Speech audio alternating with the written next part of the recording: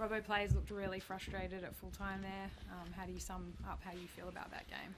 Yeah, obviously a really good contest, tight there, and frustrated at the effort put in, frustrated at us probably not coming up with a little bit more, and then frustrated at a couple of calls. Do you feel like it was hard for the team to get into a rhythm tonight with some of the calls that were made? No, I don't think that. No, I don't think that was the issue, to be honest. I feel like the rhythm of the game was there to be had. I think both teams, it was a big focus on last plays, and it was a really good contest in the middle of the park. And most teams were trying to get through it, but then it came down to 5 last play tries. Robbo, what did you make of that? I think their second try when Nelson got involved. Yeah, I mean it's really clear. The rules are really clear. They came out at the end of the year, and if you lend weight to a tackler in a stationary or forward momentum, then it'll either be stopped, or if it's in a try scoring, it'll be a penalty. It was really simple, He runs in from a distance, lends weight, touches his player and Jenko, and then goes over and scores. Did he lend weight to the play? Yes, he did. It's not that hard. It was really clear. And then same at the end. We just had 7 or 8 minutes from Graham Annesley on disruptors and kick contests.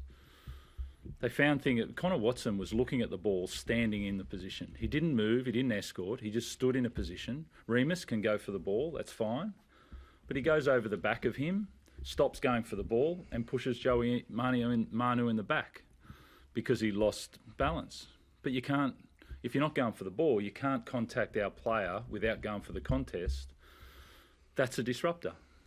It's really simple, the rules. Both of them were really clear. Either the two hands were going for the ball. We had 7 or 8 minutes on Monday or Tuesday, I think it was. You were there.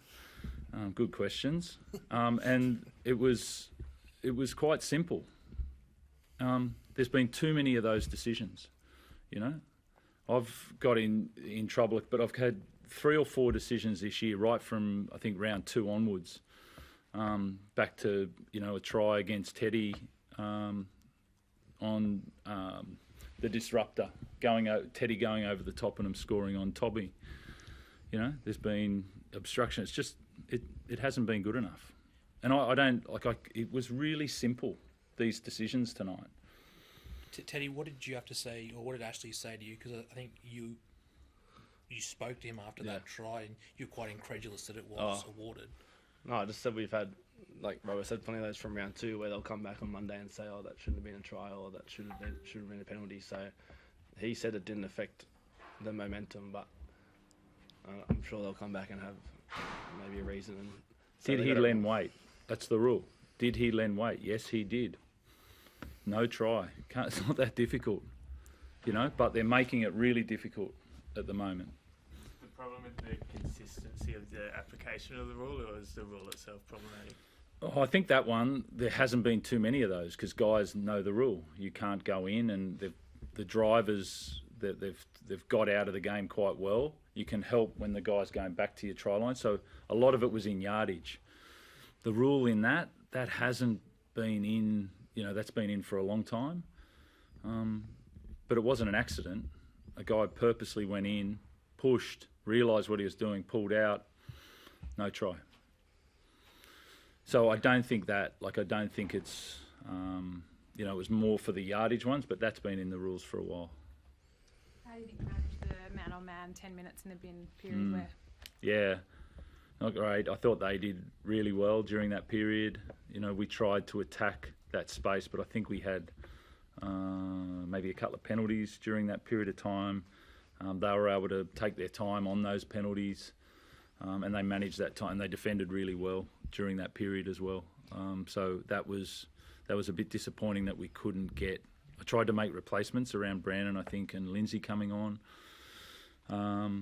But that was really well done from them, how they managed that and field position during that time. You mentioned there were things that you could have done better.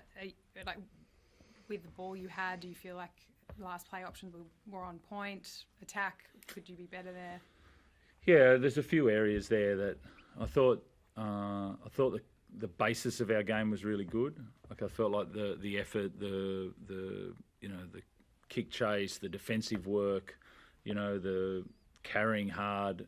But then I felt like the combination work could have improved during that period, but most of the game.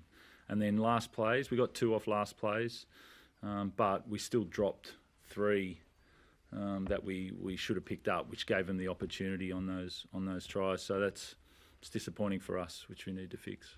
How are you feeling out there tonight, Teddy? Yeah, disappointing. It's probably on our spine.